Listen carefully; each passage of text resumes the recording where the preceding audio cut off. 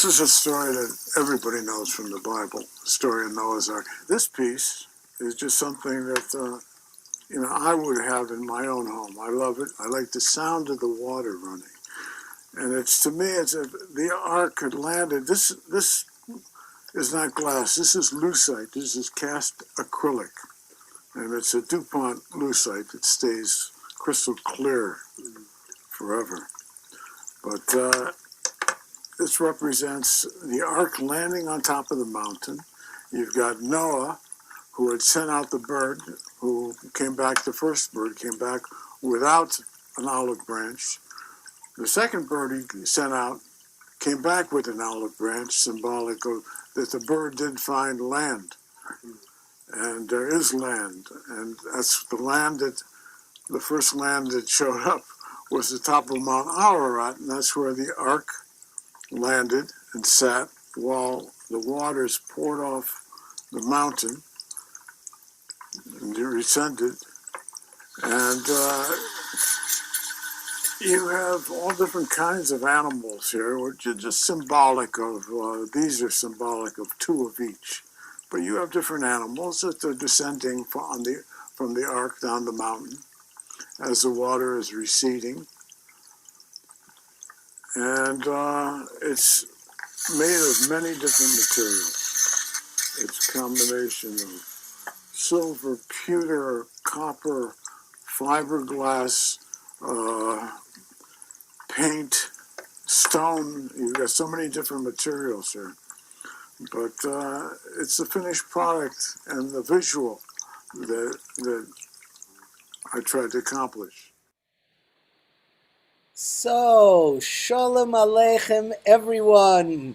For those of you who don't know me, my name is Avi Hoffman. I'm the founder and CEO of the Yiddishkayt initiative and Why I Love Jewish.org.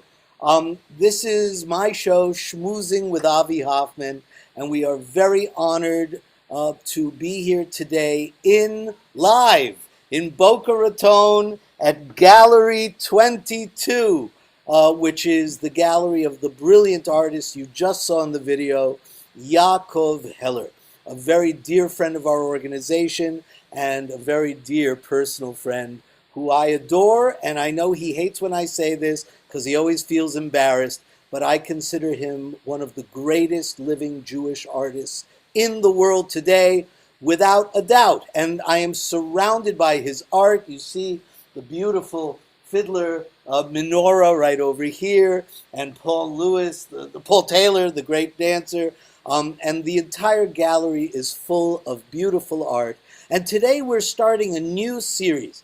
Every third Tuesday of every month, we are going to do a special program dedicated to why I love Jewish art, why I love art. And today I'm so proud to have with us the Vice President of the American Guild of Judaic Art, which is an organization I didn't even know existed 6 months ago. And she herself is an artist, as are many of the members of the Guild. Shoshana Brombacher. Shoshana, please join us live from Berlin, Germany. Shoshana, why don't you turn on there you are. How wonderful. So, Shoshana, thank you for joining us on Shmoozing with Avi. And thank you for staying up so late, because where you are, it must be about, 12 midnight? A little after 12 midnight? And it's dark. Right, I'm sure. So thank you for joining us and staying up so late for us. So I guess I'd like to start with a question. Tell us a little bit about your upbringing. Where were you born? Where did you grow up? What was your Jewish life like when you were younger? And when did you discover your calling as a magnificent Jewish artist? Well, to start at the very beginning, I was born in Amsterdam, the city of Rembrandt, Spinoza, big Jewish city, from secular parents But when I was approximately 5 years old, my parents moved for a job of my dad to the south of Holland. And I grew up between the borders of Germany and Belgium. And my father taught me before I could read English letters, Latin characters. He taught me Hebrew letters. I was fascinated by letters from the beginning and a few words, but I didn't get a very thorough Jewish upbringing. Now, my parents had a house full of art books, which I preferred way over my children's books because the pictures were so much better. Hmm. And I started scribbling, and my mom said there were two things you liked when you were little. They had records of Chazanut, and I liked scribbling, including on the walls of my parents' house, which they let me, which is great. And then I decided I want to go to art school. But my parents are rather conservative, so they said, no, no, no, no way. You get a nice university education. I said, fine. I went to a Catholic school because that was the school there was. And they taught me Greek and Latin. And I loved antiquity, so I told my teacher, I'm going to study Greek and Latin. The man became pale and he said, don't do it. He said, it's wonderful, it's magnificent, but you don't earn dry bread with it. Choose something else. So I came home, told my father what this teacher said, and my father said, nah, he said, Greek and Latin, yeah, it's nice, but you know what? Why don't you just study Hebrew? The teacher became even paler, but that's actually what I did. So I went to Leiden University, started studying medieval Hebrew literature, and it made me very happy. This also brought me to Berlin. I got a PhD in medieval literature and then taught at the Free University in Berlin. But at the side, I did what I had done from when I was 2 years old. I scribbled, I painted, I drew, I made things of clay, I did all kinds of artistic things. Then I met my husband, who is from New York. And well, you know probably how New Yorkers are. There is one place in the world where you can live. Right. He said, why don't you come to New York, be married, and you will have a bigger Jewish life than you ever had. That's true. Now, because I got children very quickly and we didn't have much family there, my academic career fell into the canal, as we say in Holland. Hmm. And I started drawing and painting more and more and more, including in attics, in basement of little stiebelach. And I said, you know what? I love my academic background, but from now on, I'm an artist. And Wow. that's how my art career started. And that's also how I came to the American Guild of Judaic Art a couple of decades ago and met there all kinds of other Jewish artists. And I love it. Wow. So before we actually start showing everybody your art, why don't you tell us a little bit about the American Guild of Judaic Art? How was it founded? When was it? I only found out about it because I happened to come across Robin, who is, I guess, the president, who took one of our Yiddish classes. And she just kind of coincidentally said, oh, and by the way, I work in an organization called the American Guild of Judaic Art. And I had never heard about it. So can you tell us, when was it founded? How was it founded? What is the mission? How many artists are involved? And how many people do you reach? Because I've looked and I am so amazed at the incredible talent that you have accumulated from all over the world. Well, this art group was founded a couple of decades ago. Don't pin me down on the exact year because it doesn't come to me at the moment. All right. By a group of Jewish artists who said nearly every kind of art has a special group, an organization, a gallery, a this, a that. We must make something for Jewish artists, especially those who are not in New York or in other big centers.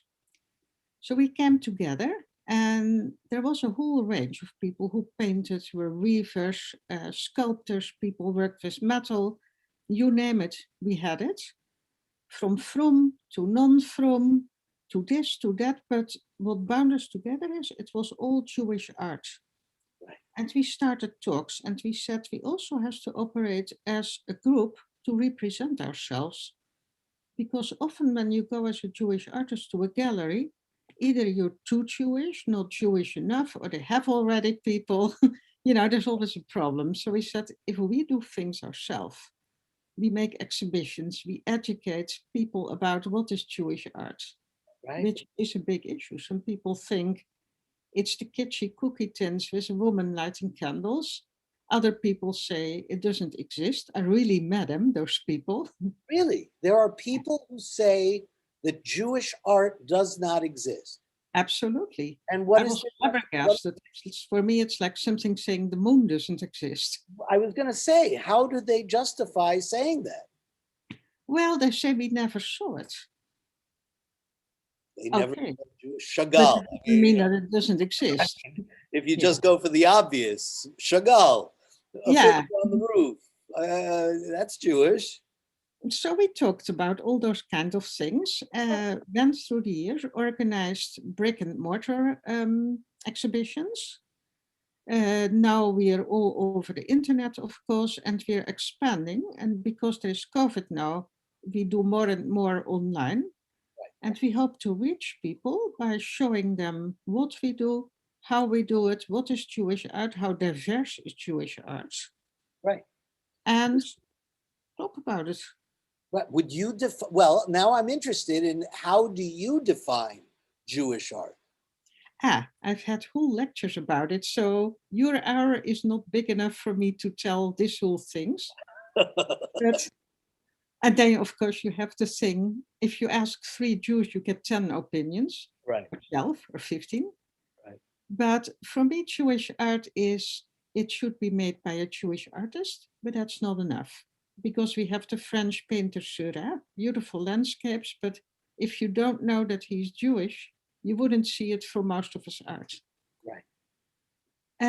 It doesn't have to be religious, but it has to be somehow connected to Jewish ethnicity, our Jewish culture. And then you get the next problem. Jews always have a problem. Hmm. We come from so many different backgrounds. Right. With Persian Jewish artists, French Jewish artists, American artists, Israeli artists. They have things in common and they have a lot of differences, but they're all Jewish artists. So, but this is actually very intriguing because I deal with this a lot in terms of writing. Who is a Jew? What is a Jewish play? I do a lot of theater. I am not a visual artist, but I have done a lot of the performing arts. And the question always came up: what is a Jewish play?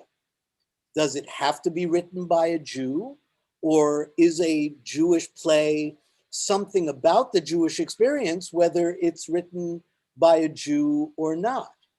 And so I pose to you the same question. If a non-Jewish artist were to do Jewish artwork because they fell in love with Jewish culture, Jewish history, or were influenced or inspired, if they were to create a piece of art that was Jewish in nature, even if they're not Jewish, is that considered Jewish art?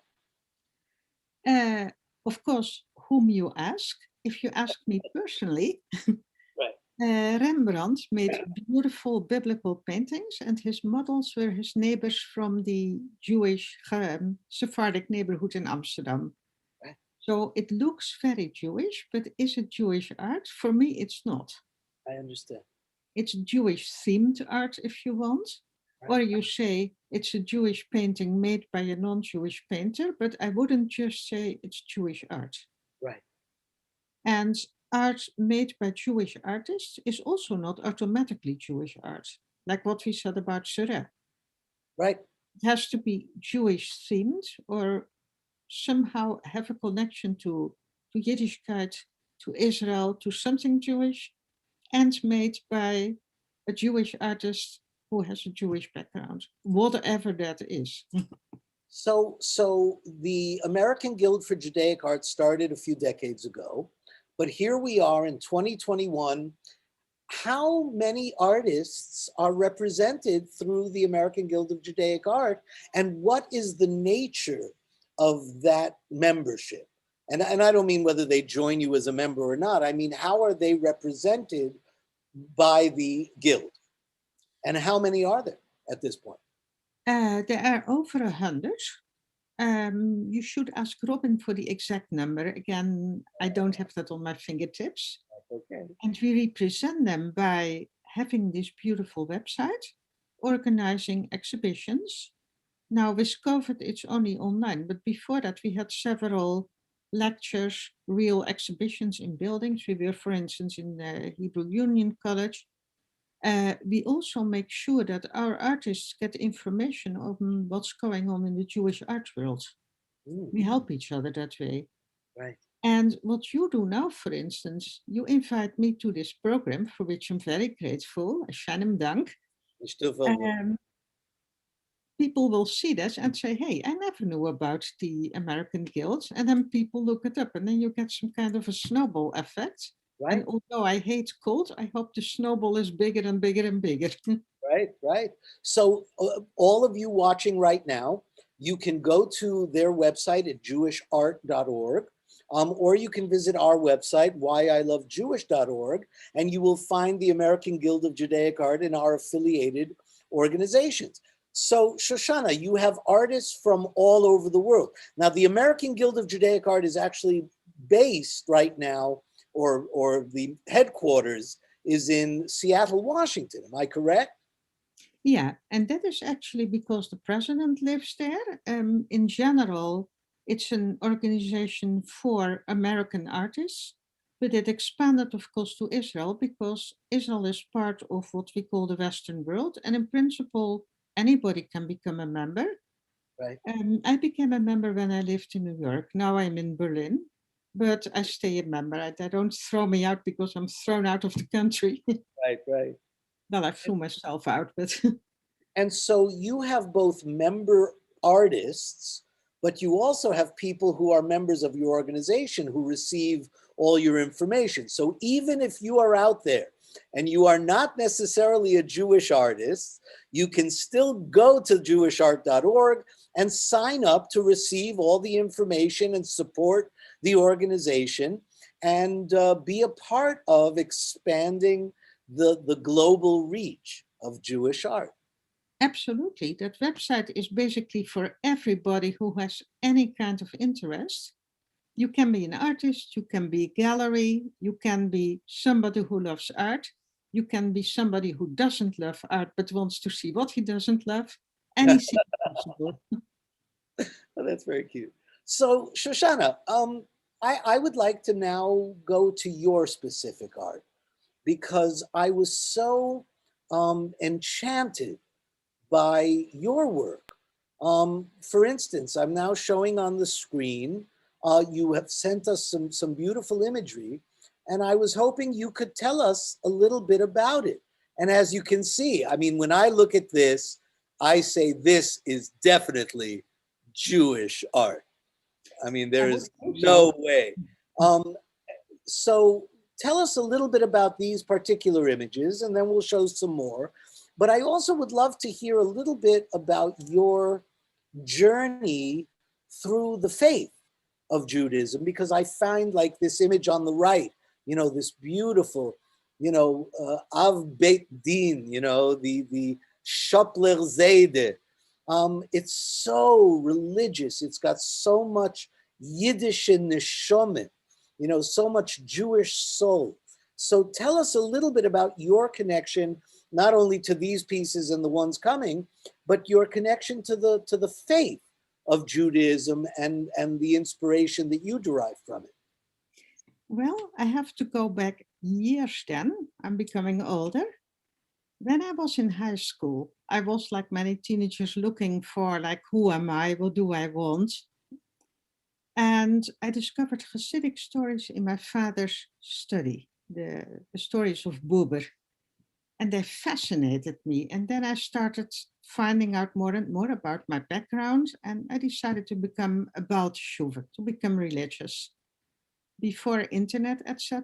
And this sparked my artistic interest because it means you have to have a lot of things like Shabbos candles and a Shabbos decollete, an embroidered cloth on the challahs, Jewish art. Since I couldn't buy that and I wanted museum quality and only had a small allowance of a school child, the only possibility was then you make it yourself. And then I read in Torah, and Bezalel made an ark. He also started from scratch. So I thought, like, wait a moment, so you can start from scratch? That's exactly what I'm going to do. I made, for instance, a Shabbos lamp of wood and velvet. I started painting, and I wanted to live in that Hasidic world, which was not very realistic, but doesn't matter. It sparked my artistic interest. Right. And then I made drawings like this from the Capoeira slogan. I love the Jewish festivals. And every custom and ritual and thing that was connected to that festival, I deepened for myself with a brush in my hand or a pencil in my hand or a pen. And you see, for instance, this middle drawing, Capoeira slogan, that has something to do with a ritual we do right before Yom Kippur. You take a rooster or a hen and you swing it over your head and say a special prayer. And that means your sins are transferred to this chicken that is then slaughtered and given to charity. I'm not going into the fact that nowadays we think it's not nice to do that to an animal. You can do it with money too, but Right. doesn't it look much more nicer to paint it with a chicken than with a dollar bill? Yep. So I There painted are, this chicken. right. I'm sorry. And I live with those Hasidic stories. Now, fast forward many years, the painting to the, for me, to the right, I guess also for the people on the screen, the rabbi, I got a phone call from somebody who was looking at the DNA of a famous Hasidic dynasty, the dynasty of the Spoler Hasidim. And he said, I will make a book about this Spoler Zijde, a famous Hasidic rabbi from 18th century. And I need illustrations. And I found your work on the internet. Are you interested? Sure. Beautiful project. So this rabbi that you see is very special in history. He stood up for his people, social justice. He lived in Ukraine in the 18th century, and there was a big famine. Besides the anti-Semitism and the pogroms that were already there. So he said, I personally cannot feed all those people, but Hashem should do that, and I'm going to make a Bijsteen, a court case with Hashem. This was, of course, a novel chutzpah, so you want, but he did it. Yes. And sure enough, after the Bijsteen, and I wish I could show more pictures about it, maybe I do that after this, I go to my screen sharing. The famine ended because some ships with grain came in.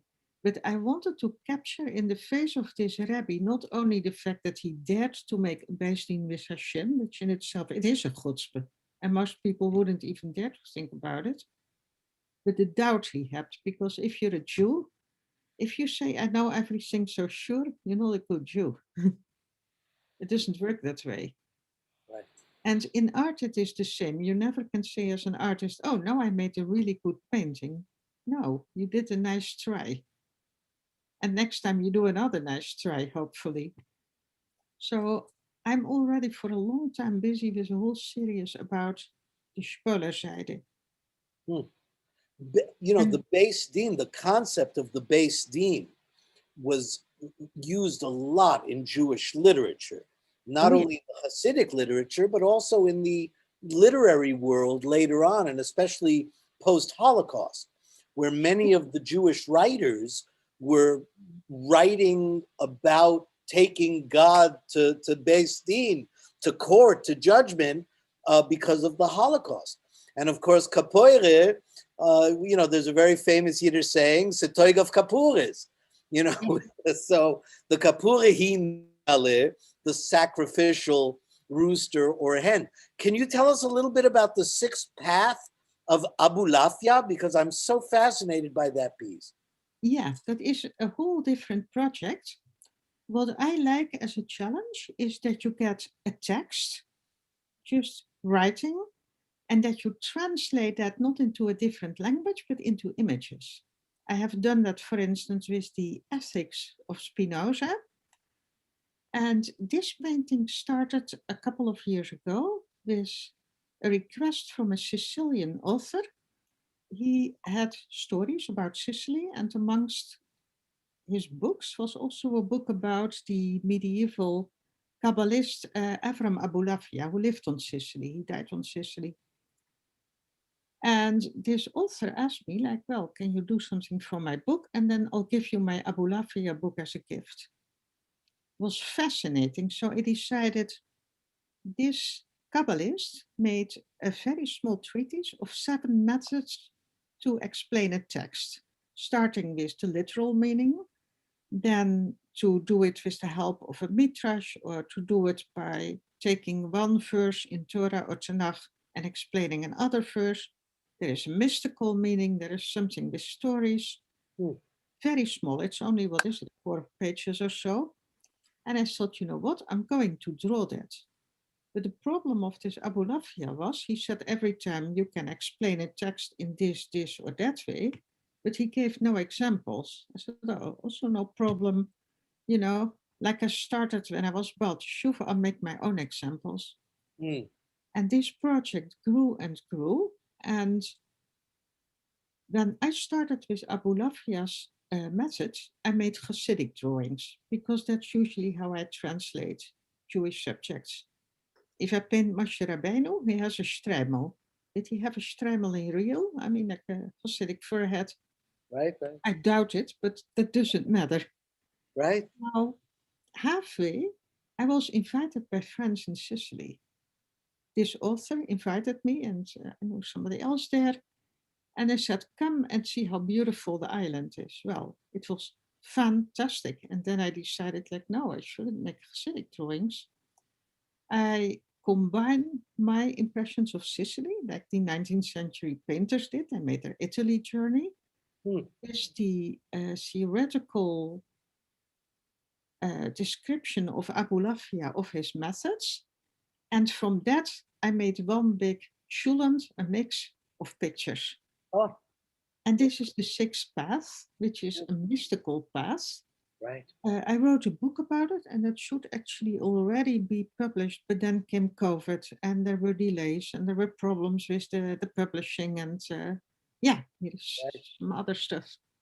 So tell us a little bit about these images, because again, I'm so enchanted by your use of Jewish iconic imagery.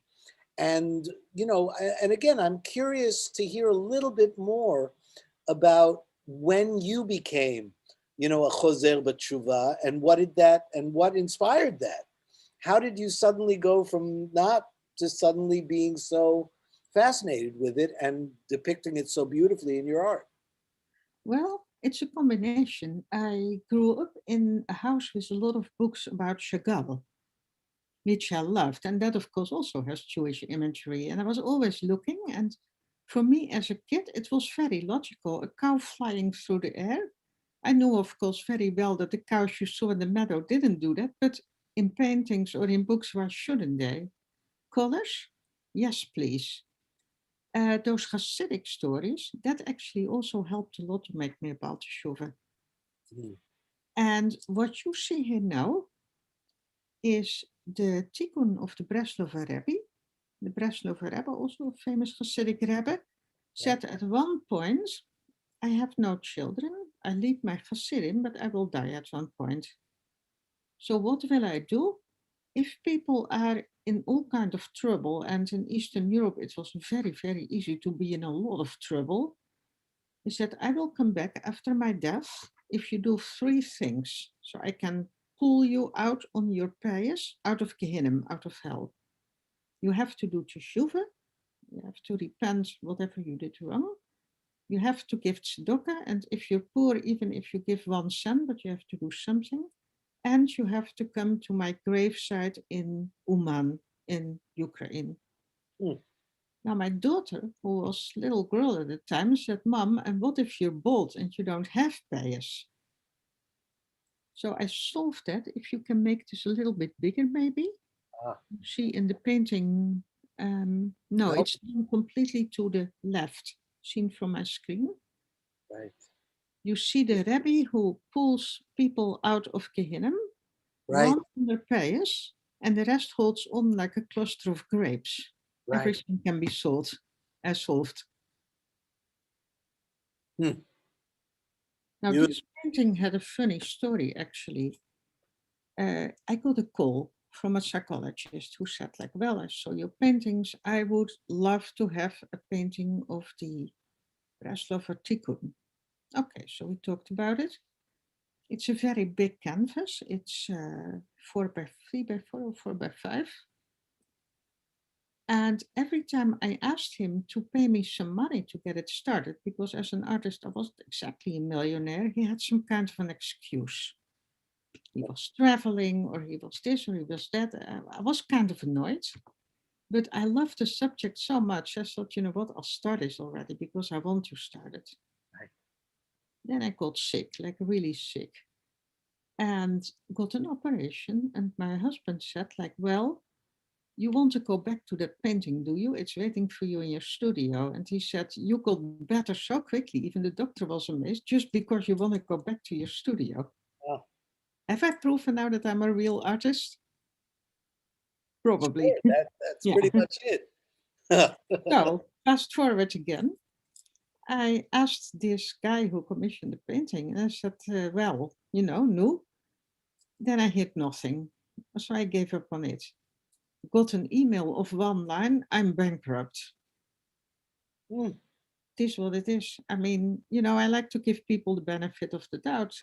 I didn't know if it was true or not, but whatever. So that painting was hanging in my studio. I was actually very happy that I still kept it. Right. I was invited by a friend to come to a documentary that was made about Uman, that gravesite of the Breslover Rebbe that is still visited by Hasidim. Right.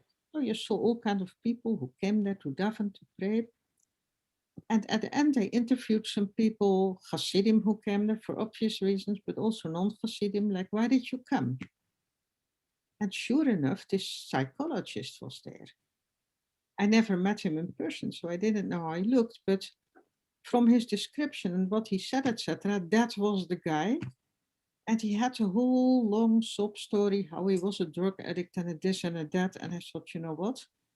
Moral of the story, never send the painting before they pay you. Other moral of the story, Gamzule Tova, now I have this beautiful painting myself. That's right. It's still in New York. I have to bring it to Berlin. Because of COVID, I have no access to my studio. I can't fly, I can't travel, Right. but it will come back. Very soon, I'm sure. Tell us a little bit about Yeah. these beautiful pieces. I love these pieces. Thank you. The black and white sketches are just stunning. Well, this is actually illustrations for a book I made with a friend in Florida. He's a rabbi and a psychologist, about Breslover stories. We published them, I illustrated them, and then we wrote a modern comment about it. Like, what can you learn nowadays from the Breslover stories living here and now in America or in Europe in 2020? Was published last year. Wow. And one of the things I always wanted, my father had books with beautiful black and white stories, German pocket books with illustrations. I Right. said, oh, I wish I could make that. It took me a lifetime, but now I make black and white illustrations, and that's still a wonderful feeling. Mm. I live in ink. Now, can you tell us a little bit about the story on the one on the right? Because I see someone who's about to get his head chopped off. Well, yes. These three pictures actually belong to one story. Can I tell it in short? Is there time? Sure, please, please. Yeah. The king of a little country, a non-named country, and that's one of the powerful things of the Breslover Rebbe. He made stories general. So you couldn't say, oh, this is only for Eastern Europeans or for this or for that. He didn't even say that people are Jewish, non-Jewish. No, it's like everyman, the medieval alcoholic everyman. So the king of the country said, I am the happiest man in the whole world. Nobody is happier than I am. But I want to go out in disguise to hear what my subjects are saying, because they must be so happy that they have a king like me. So the king put on an old coat and he went in the street, and nobody knew, of course, it was the king. And he asked around, and one was complaining that he was sick, and another said, oh, the taxes are killing me. And the third one said, I hate my job. And a fourth one said, I don't have a job, etc., etc. So the king became a bit depressed, but he thought, one thing is wonderful, I am still the luckiest man. And then he lost his way and he came in a little street and he heard a beautiful violin. So he went to look where the sound came from, and it was a poor man in a basement apartment playing the violin and eating a simple meal. And then he saw the king. He thought it was some kind of a beggar.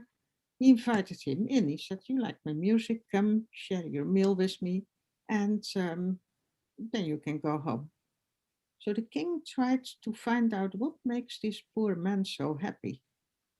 And the man said, well, I have a good job. I do this, I do that. The king went home and he went to his minister and he said, we have to make sure that this handyman, he is obviously a handyman, can't do his job. From now on, everybody has to repair his broken stuff themselves. So the next morning, the man went out of his house and he wanted to do repairs, but he couldn't. And that meant no food for that day because he lived from day to day. But I forgot exactly how it went. I think he met a man who was cursing because he had to clean out a stable. His servant wasn't there. So the handyman said, listen, why don't you let me do it? And you pay me for it. And then, everybody's happy. So he did that. The king went in disguise. Next day, same story. He went to the basement. Man was playing his fiddle, very happy and eating a simple meal and drinking some simple wine.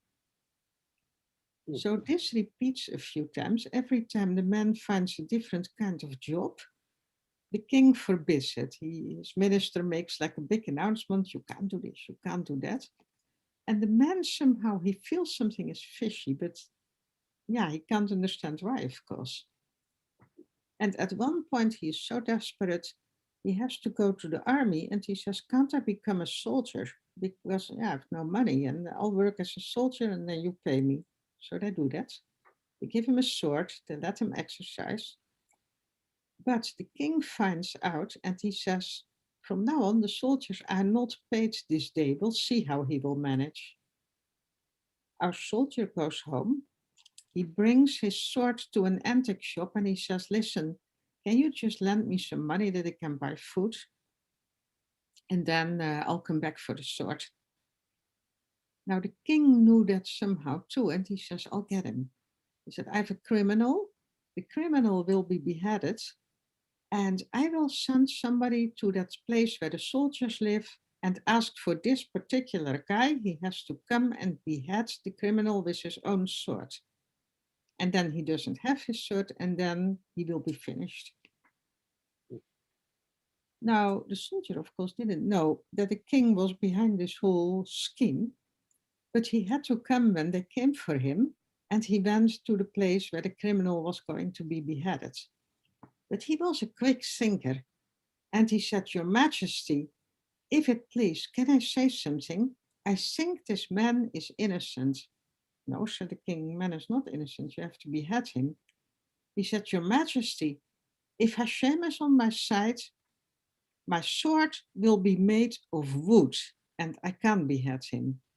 Oh. And sure enough, he pulled out his sword, but instead of his real sword, he had stuck some piece of wood in it. Right. And everybody said, it's a miracle, the criminal can go. And the criminal, of course, was happiest of all. And then the king gave up and he said, if somebody is really happy and happy with his fate, don't mess with it. It won't help. Right. So that's the story. What a beautiful story. Oh, it is. Tell us a little bit about this book. And Well, that is this book actually. It's in this book, Rabbi Nachman's Tales. right. Yeah, the Braslaver. I mean, the Braslav rabbi is famous worldwide. I grew up in a very different kind of environment because we were not religious. Um, Neither were we. right, but we knew a lot about the culture. My parents dedicated themselves to the cultural memory of the Jewish people. So I heard all the Hasidic stories and the Baal Shem Tov and the Braslav and all of these wonderful. As a matter of fact, my mother just published a book called Curious Rabbinic Tales: The Shortest Tall Stories, where she discovered all these wonderful stories about very many different rabbinic dynasties. So tell us a little bit. So Reb Nachman's Tales, how many stories are there, and is it all depicted through art, or are there actual, written stories? No, it's all illustrated, and I can show you even something else. I Okay. just got the proof of my own book with Hasidic stories. Ah, It will come out next month. This oh, how is wonderful. over 100 stories, Right, one page with a story and one page with a picture. A right. little bit difficult to show it here. Yep, And that started years ago in black and white. So I made those stories, I illustrated them in pen drawings like the ones you saw. And it was already at Jason Aronson Publishing. But then came 9/11 and everything was turned upside down. They had to downsize there. right, I was moving, somehow it ended up in a drawer. And then a couple of years ago, I said, you know what, that book. But now I do it in color right. because I love color. And about that, I also want to quickly say something. In America, especially, a lot of people ask, like, why don't you make Holocaust art? And I tell them, no, I don't. I want a living Judaism. My Yiddishkayt has to do with the stories, like what you told, the Hasidic stories, the Right. songs, the beauty. Of course, those songs aren't always, or those stories aren't always so nice. Right. There are also pogroms and what I told about the spoilerzij, the misery. Sure. But I want to show optimism and the multifaceted, colorful art that goes in my mind to our culture. So other people will illustrate the Holocaust. It's very worthwhile, but don't ask me. Right. Right. I mean, what I'm learning a lot more and more today, and I've been watching this happen over the last few decades, is that where, a long time ago, people thought of Yiddishkayt or Yiddish as some either a dying culture, a dying language, or not, or it was only for fun and it was only silly, curses or funny words, but more and more we are learning about this 1,000-year-old culture that is so deep and so rich and so many stories. And I love the idea that from an artistic perspective, from the fine art perspective, because again, I know this from the theater. In the theater, there are movies and theater and so many wonderful expressions of the richness of the Judaic tradition. But I love that in the fine arts now, artists are discovering all these wonderful, the history, the iconic figures, and depicting them in modern and beautiful ways. So I'm so wonderfully impressed with your work and the work of the American Guild of Judaic Art. Um, did you want to share something of yours? You said you wanted to share your screen, perhaps. You know what? Now that we talk about all those Yiddish stories, I think of that now. Let me look up my Dibbuk book. Ah, I took the Yiddish text of the Dibbuk. I always loved that story. We also yeah, had it at home. classic. Yeah, let me see. 1 second. I'll look that up. I didn't know you would ask that, but now Well, if it's convenient and if it's not too hard for you to find it. let me see where it is. But I would also love for you to tell us a little bit before we go about the future. How do you see the future of Judaic art? Where do you see the next few years in terms of the expansion of this new phenomenon of Judaic art? Oh, I think quite honestly, it will grow and prosper. I'm in Berlin now, and I'm amazed how many Yiddish plays, Yiddish art, Jewish exhibitions there are. Yes, And New York is even bigger. right. And I think Yiddish art and Yiddish theater, etc., is booming. Yes, I'm absolutely. sure you know the Yiddish theater of David Mandelbaum. Yes, of course. That is a treat, and more people are discovering that. And with modern things now, for instance, if you go to a Yiddish play and not everybody is fluent in Yiddish, you can have subtitles Yeah, or screens with English translations. There is so much possible now. right. Well, one of the things that Oh, yes, I'm Mandelbaum. super optimistic, and I'll also want to be one of the people who help that happen. Can you talk a little bit about the demographics of the artists? How many are below the age of 50? How many are older than 50? And are you seeing, I know in the Yiddish theater, especially in Berlin, my dear friend Daniel Kahn lives in Berlin and does a lot of Yiddish work in Berlin, and many of his friends. So I am seeing a younger demographic starting to find its way into the Yiddish Jewish cultural world. Are you finding the same from the art perspective? Absolutely. You know, young people are going to look to the culture of their grandparents because, well, my husband is a good example. His grandparents spoke Yiddish and some English. His parents spoke English and some Yiddish. He speaks English and Yiddish, but he said at that time it was more like, you have to speak English. We're all American here. Right. And I personally, I don't speak Yiddish. I can read it and how, because my father impressed us by reading text in Yiddish on the back of matzo boxes. And my father has some Yiddish books, Huh. but we don't speak it. I mean, we're Western European. It's a different story. Yeah. And people are really very, very, very interested.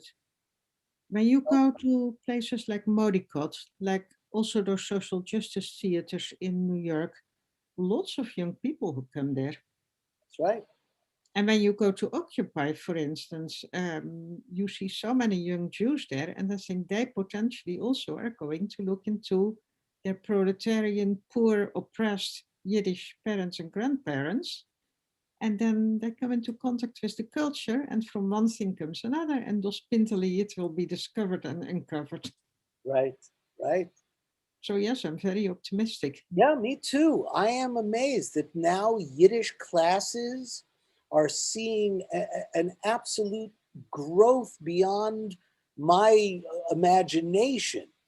We teach Yiddish courses in our organization, and we've now had well over between 300 and 400 students just in the last several months. And I know that the Yiddish Book Center and the Workers' Circle and the Volksbühne and the Yana in California, and the Yiddishkayt organization out in Los Angeles, San Francisco, San Diego. There are Yiddish classes being taught all over the world, Yiddish theater being presented all over the world. And it's just amazing. And not just, you mentioned David Mandelbaum. I did 2 shows for David. I did Waiting for Godot in Yiddish, and we did Death of a Salesman in Yiddish. Yes. Now we are actually trying to put together a film version of Death of a Salesman in Yiddish, because film and television are now starting to expand with Yiddish content. Netflix has Shtisel starting its third season. Unorthodox got nominated for all sorts of amazing Golden Globe Awards and Emmy Awards. It's quite stunning to see this expansion of Yiddishkayt and Jewish culture and Yiddish culture and Yiddish and Jewish art. So, what more would you like to share with our viewers before we take our leave? You know what? I'll show you something of the book. Let me see. Please. Yeah, I'll look up the book. These are just the loose pictures. Let me see.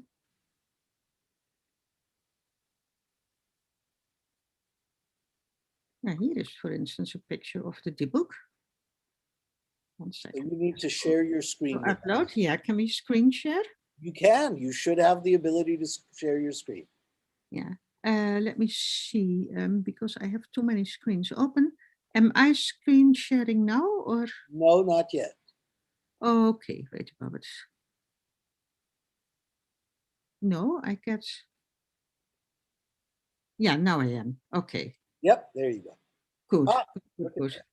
Oh, that's Here, beautiful. for instance, this is one of my book illustrations. Oh, oh, that's magnificent. And this one. That is so beautiful. Yeah, sorry, it takes a while. So do you have, Shoshana, do you have an entire book Learning. of the Dibbuk illustrations? Yes. Wow. I basically illustrated the whole thing. I'll send it to you after this Please, is finished. please. And here I also make the separate characters.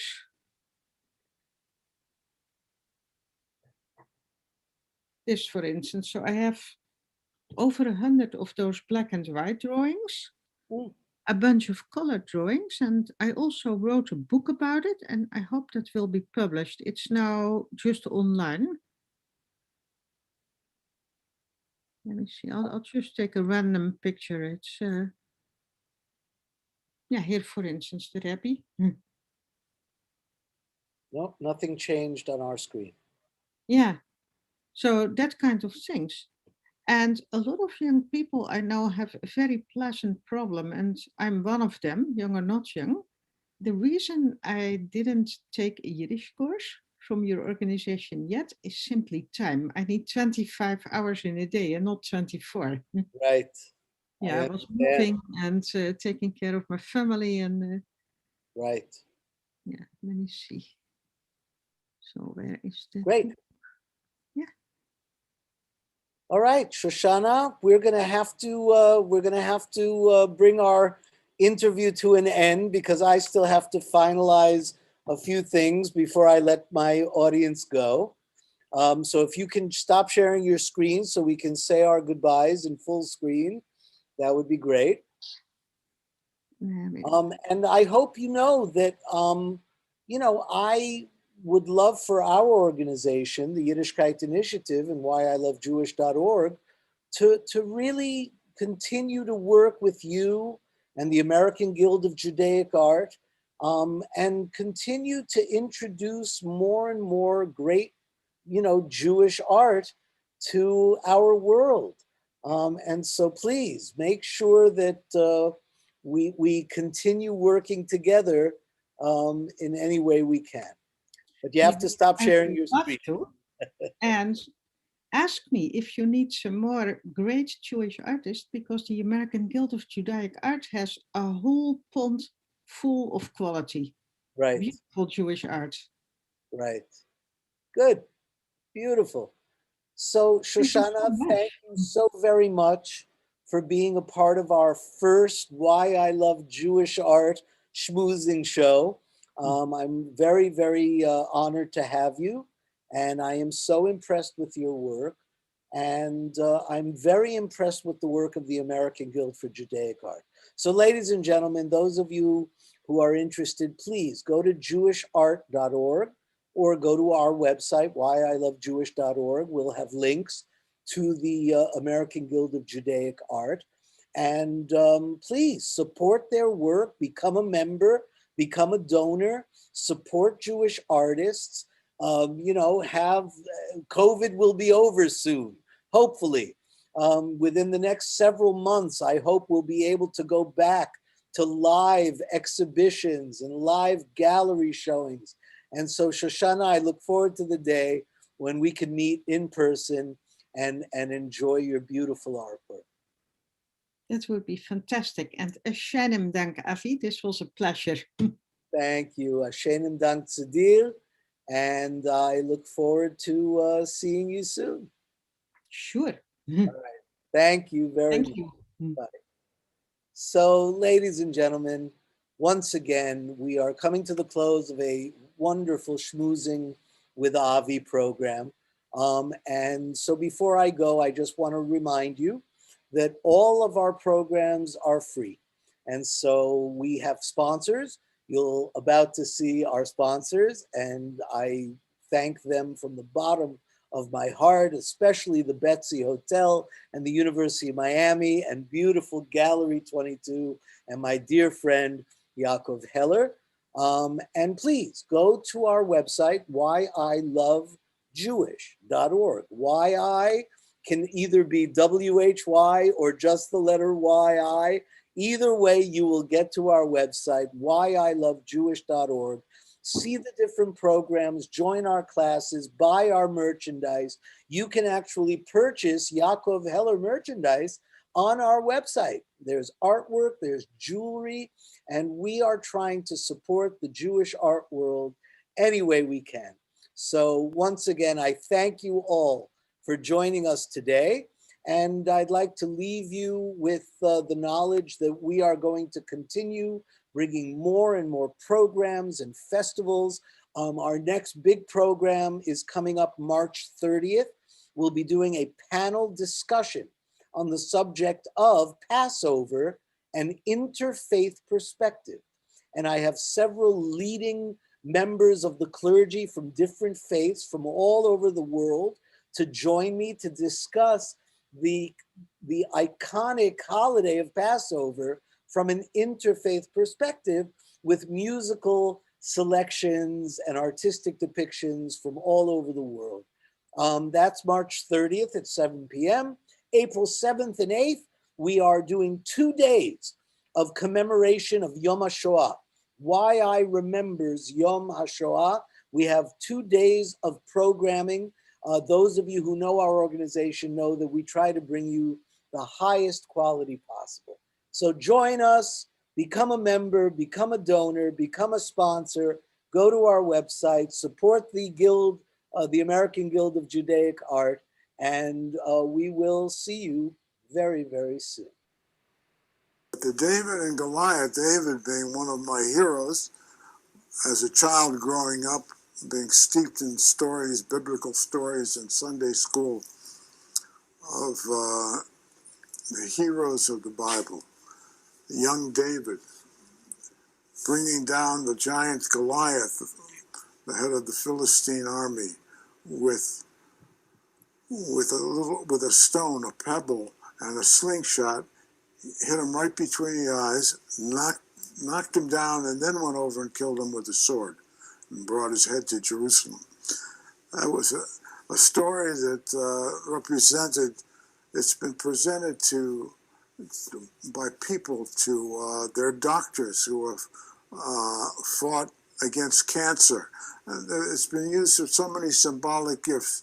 The weak against the mighty, the small against the mighty.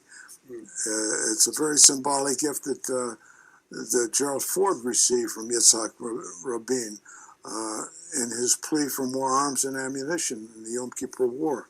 After the Yom Kippur War, to replace what Israel lost, a small country with mighty oppressors attacked by 5 Arab countries at one time. 1 million against hundreds of millions.